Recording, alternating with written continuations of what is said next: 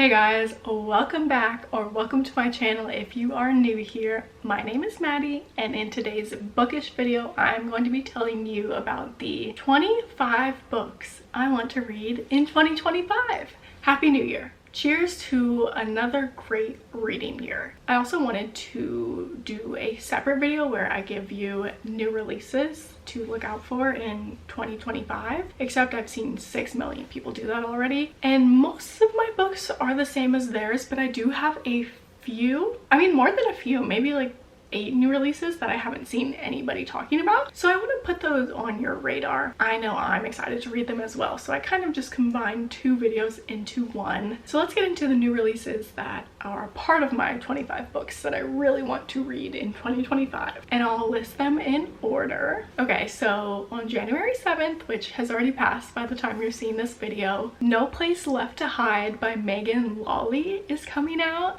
It's a YA thriller, and I first fell in love with this author when I read her debut novel last year. It's called That's Not My Name, and I finished it within 24 hours. This one is also YA. To Brooke, image is everything. She works hard to maintain perfect grades, perfect looks, a perfect life, especially after the incident that threatened it all. Getting into her dream university puts her that much closer to a fresh start. How could she say no to celebrating with all her classmates? Hanging out with her crush by the bonfire is the perfect end to the night, except it isn't the end. An old truck starts aggressively tailing Brooke and her best friend on the isolated road toward home.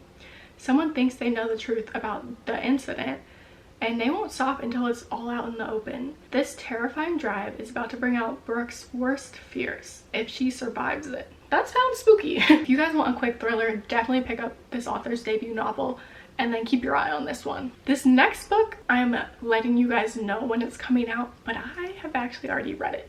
So sorry to flex. So this is why there are technically 26 books in this video, but I'm not gonna count this one. Beautiful Ugly by Alice Feeney. I got this book early because for my December book of the month pick, this was an option and it was an early release. And I read this, I think, in 2 days. It was so good. The only other book I read by Alice Feeney is Rock, Paper, Scissors, and I thought it was good, but I didn't love it. However, I loved this one. I gave it 5 stars. I loved the setting, the pacing. I was thoroughly entertained the whole time.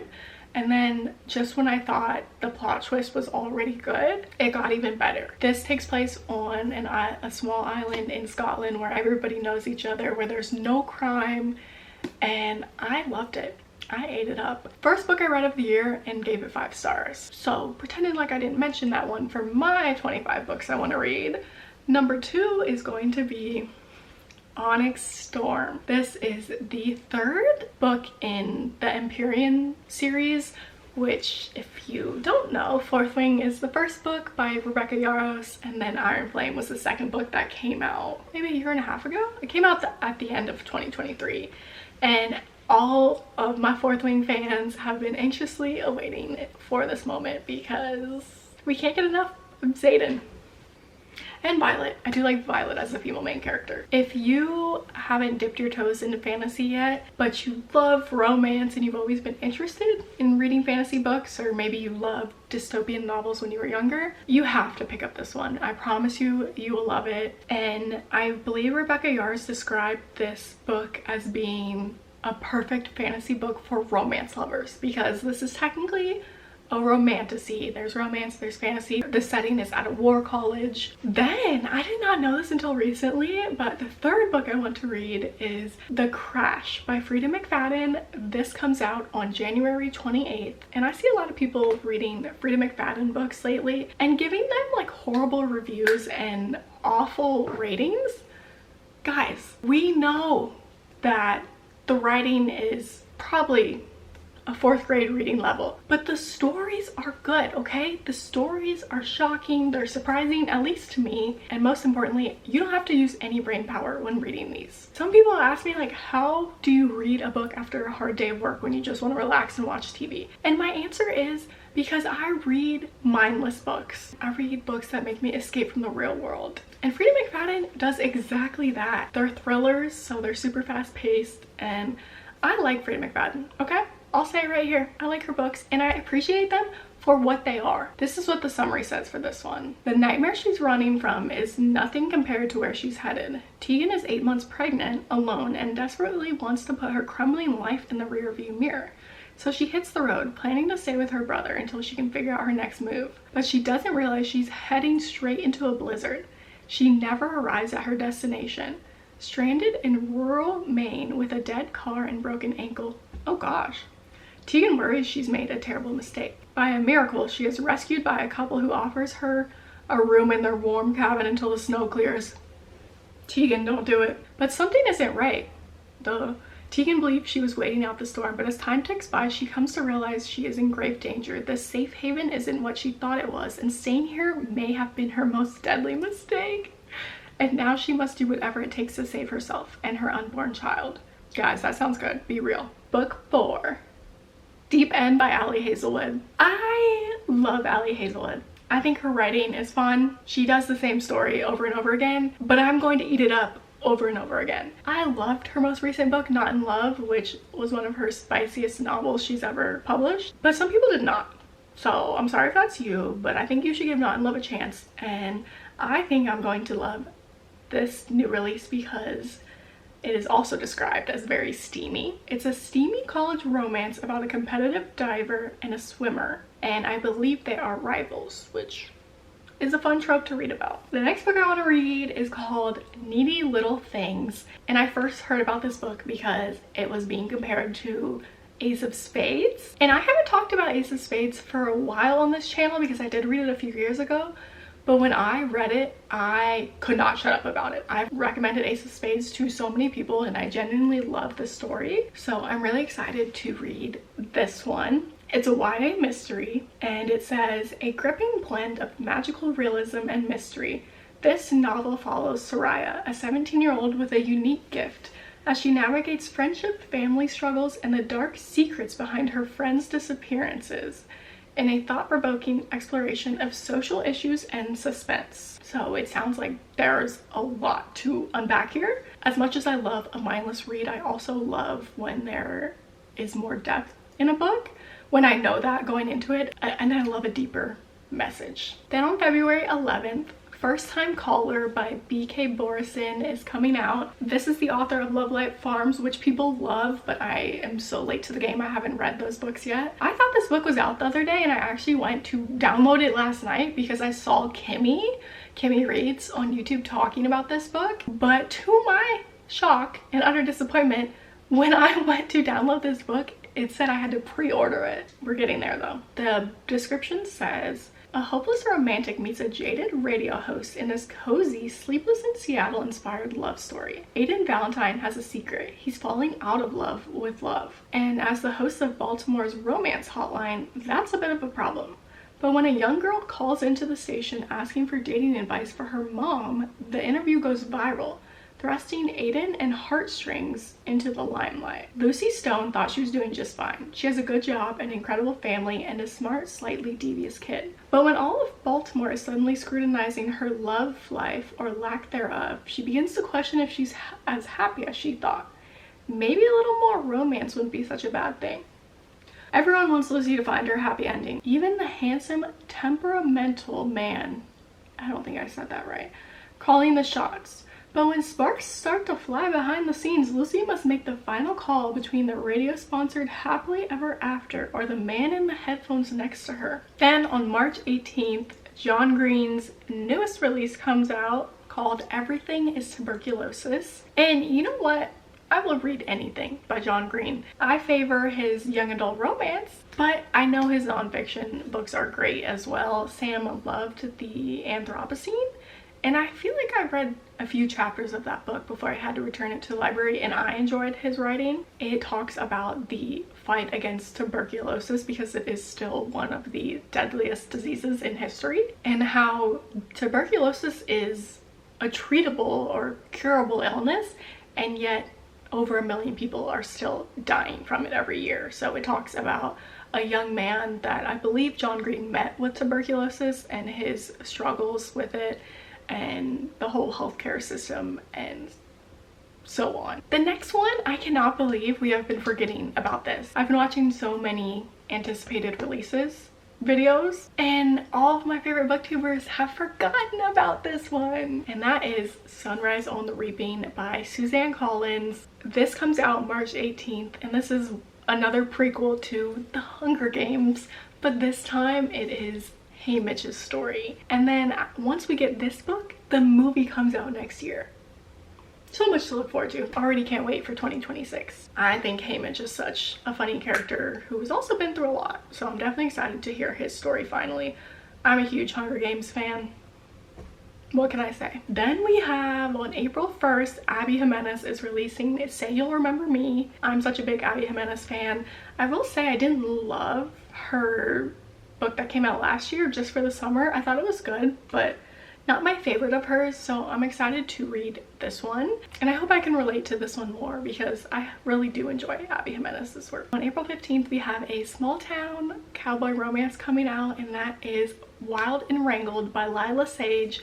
This is the 4th book in the Rebel Blue Ranch series. Her books are short, fast-paced, good banter, the relationships are good, spice is good. Her books are very well-rounded. You get a little bit of everything, and I can appreciate them for what they are. Definitely recommend the other books in the series to you if you haven't read them yet. I promise you, you will fall in love with her writing. On April 22nd, we have Emily Henry releasing Great Big Beautiful World, and I am counting down the days. Emily Henry is one of my favorite authors of all time, and even a bad book by her is still a better book than any other book I've ever read. That didn't make sense. And I love Emily Henry's work because she's constantly writing about writers that fall in love or bookish people, and I just love that because I'm a bookish person. I love reading about people who love reading and writing, and this book is no different because it is about 2 writers that are competing for something. Wow, that was a really good description, Maddie.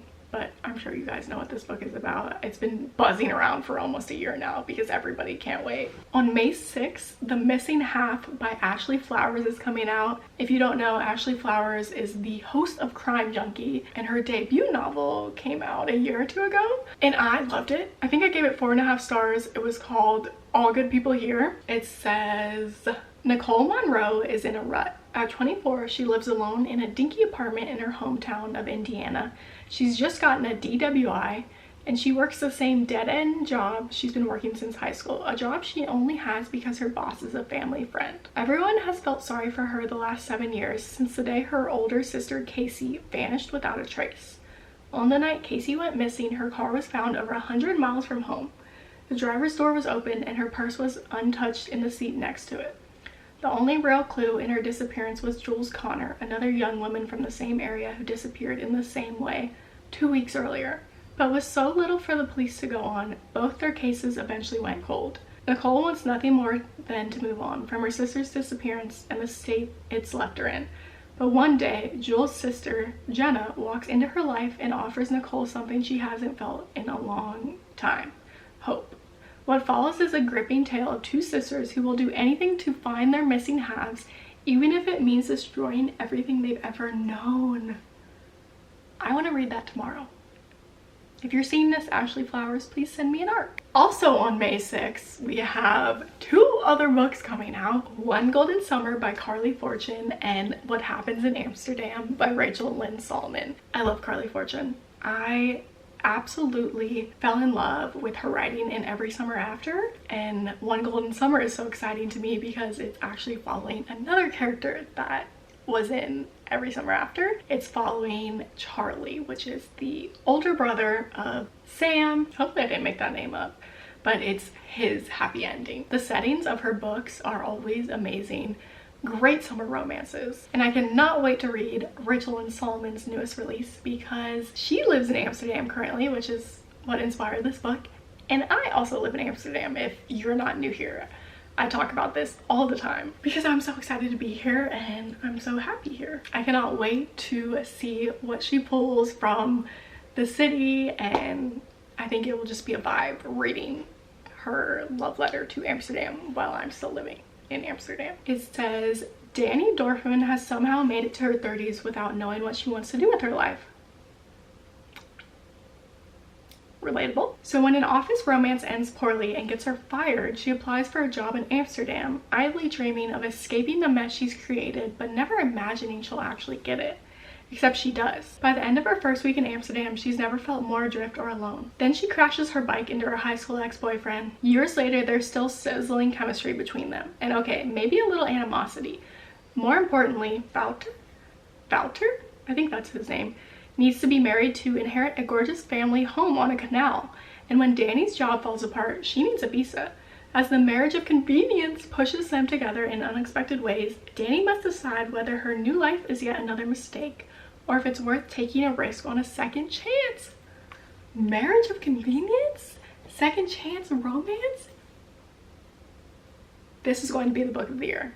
It's going to be my book of the year. So the next video I'm excited to read comes out on May 13th. It's called Eliza from Scratch. I actually saw Rachel Lynn Solomon recommend this one because she got an ARC for it. It is a YA romance, and one of the reviews made me excited for it because when I was growing up, I mean, I've read a ton of YA romance, and young adult just doesn't hit the same anymore, mostly because I'm not a young adult, but every now and then you find a good YA and it just brings you back to being in high school and all the emotions you felt, and that's what I'm hoping to get from this book. But someone wrote a review for this book that says, I was just complaining to someone about how the YA I loved reading when I was a teen doesn't really exist anymore, but this is just like that. And it's about Eliza, who is going to be the valedictorian of her class. She's obsessed with school and striving to do her best, and then because of a scheduling error, she gets put in a cooking class, and she suddenly is like at the bottom of the class, and she's not used to being the worst at something, which is why she doesn't get along with Wes, who is in that class and is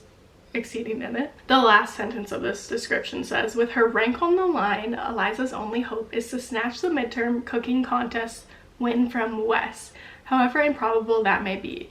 Add in the flavor of her grandmother's Korean recipes, the heat of being class partners with Wes, and the sweetness of unexpected feelings. And Eliza must now rebuild everything she knew about success, love, and what it means to be herself from scratch. That sounds so cute. Then we have the romance rivalry that comes out on May 13th as well, and Allie Hazelwood recommended this book, and it quite literally looks like the perfect romance. It's about book lovers. It's a college romance. I love college romances. She's read every romance except her own.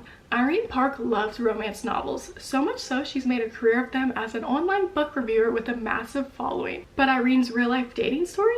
Non-existent. So when she starts her freshman year of college, she sets her sights on finding true love using the one thing she really understands, romance book tropes. If only it were that easy. Enter Aiden, Irene's online book review rival and biggest nemesis. Okay, enemies to lovers. When Aiden challenges her to see who can find love by trope first, he becomes the one person standing in her way to getting everything she wants, both professionally and personally. So when the competition takes an unexpected turn, forcing the two of them to have to partner in the ultimate trope, fake dating, Irene is not prepared for everything she believed about romance. As Irene tackles the challenges of college life, struggles to figure out what she really wants for herself, all while trying to win the race for love, Irene realizes the answers may not be found in a romance novel. Happily Ever After seems so easy on page, but for Irene to find her ultimate happily ever after, she'll have to get her nose out of the book and become the main character of her own story. So good. And then the last new release that I'm excited for, I'm sure many more will be announced before the end of the year, Caught Up by Nevessa Alvin, coming out on June 10th. I don't know if this is technically an interconnected series, but I listened to the audiobook for Lights Out. It was so entertaining, and it was so much more than a dark romance, honestly. There was good character development, there was plot, there was banter, obviously spice. I liked the storyline, there was like a mystery element, loved it. So I can't wait to read this one because it seems like it will be similar. Then the rest are books that have been out for a while or have been on my bookshelves for a while, and just books I've had my eye on and that I want to read as soon as possible, and I better do that in 2025. Beartown by Frederick Bachman. I finally read my first novel by this author and I loved it, and Beartown is calling my name. I wish it was on Kindle Unlimited because I'm kind of cheap, so I'll have to wait until my hold is ready from the library. I'm anxiously awaiting. I hear such great things about this book. Also anxiously awaiting my hold to be ready for The Wedding People. I'm so mad I didn't pick this out for my book of the month box a few months ago because people have been raving about this book. The reviews have been talking about how it's not what they expected, but it's so much better than they expected. I've been saying this for months now, but I still have not read a book by Kennedy Ryan, and I need to. So I'm going to read Before I Let Go as soon as possible. Then I have The Library at Mount Char. My friend Riley recommended this one to me and my hold is finally ready for it on the Libby app. I can't even tell you guys what this book is about because she told me not to read the summary and just go into it blind, and that it will be 5 stars for me, and I trust her. Then we have Just Last Night by Vari McFarland.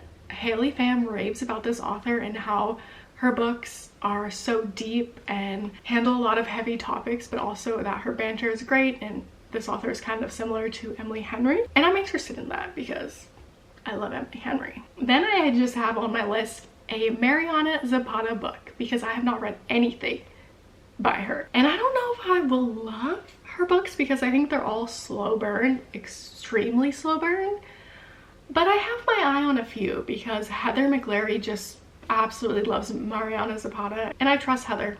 Every single book recommendation by Heather has not led me astray. Gotta add one classic to the list. I have on here Anne of Green Gables. This is a classic I've been interested in for a few months now, and I just want to read it. I think I'm gonna like the setting, I'm gonna like the found family, the friendship, and I'll let you guys know what I think. And finally, my final book for this video, I want to read Not Another Love Song by Julie Soto because I read my first book by Julie Soto in 2024 and loved it. I love her writing, I love her banter, her romance, just everything about her. So I need to read more books by her in 2025. Thank you guys so much for watching this video. I'm excited to keep making bookish content in 2025. Make sure you like this video if you enjoyed it. Comment down below if any of these books are on your radar or if you have any recommendations for me that weren't in this video. Don't forget to follow all of my social media down below. I have my Goodreads, my TikTok, my Bookstagram. Would love for you guys to follow along on my reading journey. Here's to another year